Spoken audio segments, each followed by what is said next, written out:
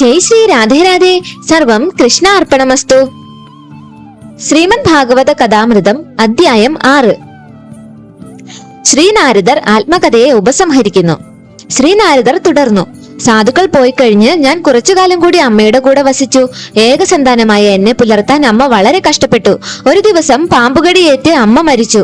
അപ്പോൾ 5 വയസ്സ് മാത്രം പ്രായമായിരുന്ന എനിക്ക് ഗുരുകൃപയാൽ മാതൃവിരഹത്തിൽ വ്യസനം തോന്നിയില്ല.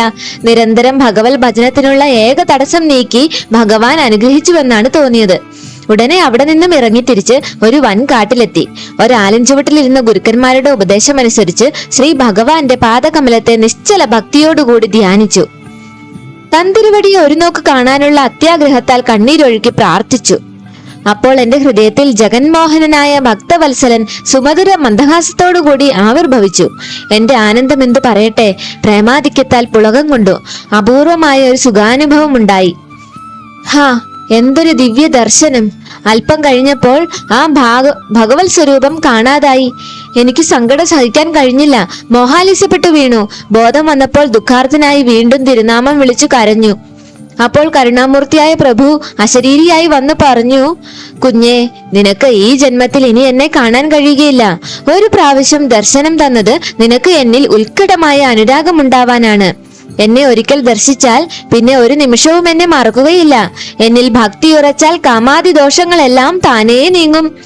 എന്റെ ഭക്തന്മാരുടെ അനുഗ്രഹം സിദ്ധിച്ച നീ ഈ ശരീരനാശത്തിനു ശേഷം എന്റെ പാർശ്വതനായി ഭവിക്കും.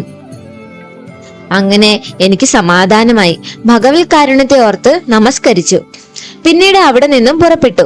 ആനന്ദമൂർത്തിയുടെ തിരുനാമങ്ങളെ അശേഷം ലജ്ജ കൂടാതെ കീർത്തിച്ചുകൊണ്ടും തന്തിരുവടിയുടെ കല്യാണ ഗുണങ്ങളെയും ലീലകളെയും സ്മരിച്ചുകൊണ്ടും മതമത്സരാദികൾ കൂടാതെ ലോകമെങ്ങും സഞ്ചരിച്ചു. കാലം വന്നപ്പോൾ ആ ശരീരത്തെ ഉപേക്ഷിച്ചു. ഈ കൽപ്പാരംഭത്തിൽ ബ്രഹ്മദേവനിൽ നിന്നും നാരദനായി ജനിച്ചു. നിത്യബ്രഹ്മചാരിയായി ഞാൻ 3 ലോകങ്ങളിലും അദ്യാപി സഞ്ചരിച്ചു കൊണ്ടിരിക്കുകയാണ്. കരുണാമയൻ എന്നിൽ പ്രസാദിച്ച് മഹതി എന്ന ഈ വീണയെ തന്നു. അത് ആ ബ്രഹ്മമയങ്ങളായ സപ്തസ്വരങ്ങളെ താനേ ശബ്ദിക്കുന്നു. വീണയെ ആലാപനം ചെയ്ത് ഹരിനാമ കീർത്തനം ചെയ്തുകൊണ്ടാണ് എന്റെ സഞ്ചാരം. എനിക്ക് മാത്രം ആനന്ദിക്കാനല്ല, സംസാര സമുദ്രത്തിൽ മുങ്ങി വീർപ്പുമുട്ടുന്ന ജീവകോടികളെ എല്ലാം ഉദ്ധരിപ്പാനുമാണ്. പ്രിയ ഭഗവാന്റെ തിരുനാമങ്ങളെ ഞാൻ ഉച്ചത്തിൽ ഗാനം ചെയ്യുമ്പോൾ എന്റെ പ്രഭു നാരദ എന്നെ വിളിച്ചുവോ എന്ന ഭാവത്തിൽ ശീഘ്രം എഴുന്നള്ളി എനിക്ക് ദർശനം തരുന്നു. അപ്പോൾ ഞാൻ അനുഭവിക്കുന്ന പരമാനന്ദം യോഗജ്ഞാനാദികൾ കൊണ്ടൊന്നും ലഭ്യമല്ല. ഇപ്രകാരം പറഞ്ഞിട്ട് ശ്രീ നാരദ ഭഗവാൻ വീണയെ മീട്ടി നാമസങ്കീർത്തനം ചെയ്തുകൊണ്ട് വന്നതുപോലെ തിരിച്ചെഴുന്നള്ളി. ആ ശബ്ദഘോഷം ദുഃഖിതരായ ലോകരെ എല്ലാം സന്തുഷ്ടരാക്കി. ജയ് ശ്രീ രാധേ രാധേ.